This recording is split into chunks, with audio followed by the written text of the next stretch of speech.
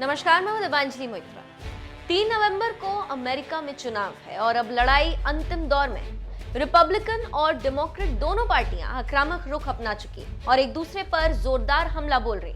उसी कड़ी में बराक ओबामा ने ट्रंप पर जोरदार हमला बोला और कहा है कि कोविड-19 से बचने के लिए जो बुनियादी सावधानियां रखनी चाहिए, ट्रंप ने वो नहीं रखी। देश में 8 महीने से ज्यादा समय हो चुका है और अभी तक कोरोना के रुकने के बजाय बढ़ता ही जा रहा है। ट्रंप हाथ पर हाथ धरे बैठे, इसके साथ ही साथ झूठ बोलने और दूसरों पर गलत इल्जाम लगाते रहते हैं। ट्रंप यही कर रहे हैं। वो अपने ट्वीट के जरिए साजिश रचते हैं। वो कहते हैं कि वास्तव में ओसामा बिन लादेन को हमारे नेवी सील कमांडो ने नहीं मारा था। देश को बांटने की साजिश की जा रही। इससे अमेरिकी समाज के बुनियादी ढांचे पर असर पड़ रहा है। बराक ओबामा यही नहीं रुके और आगे कहा कि जिस चीन को लेकर ट्रंप बड़ी बड़ी बातें करते हैं, उसी चीन के एक बैंक में ट्रंप का अकाउंट पाया जाता है। इस घटना से क्या लगता है कि ट्रंप चीन को लेकर गंभीर है और वो सबक सिखा सकते हैं? इसका जवाब है नहीं।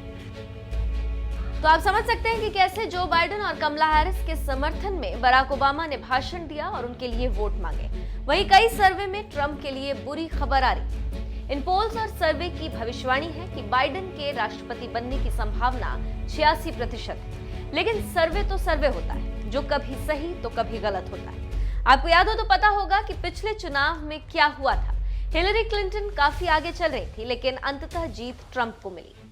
यहाँ पर एक और जानकारी देते चले कि राष्ट्रपति चुनाव के साथ ही 438 सीटों वाले हाउस ऑफ रिप्रेजेंटेटिव और सेनेट की खाली हुई 35 सीटों के लिए वोटिंग हो रही। लेकिन ये सब अभी कोरी कल्पना। असली रिजल्ट तो 3 तारीख के बाद आएगा, जब ये ऐलान होगा कि कौन अमेरिका को आगे ले जाएगा और कौन नहीं।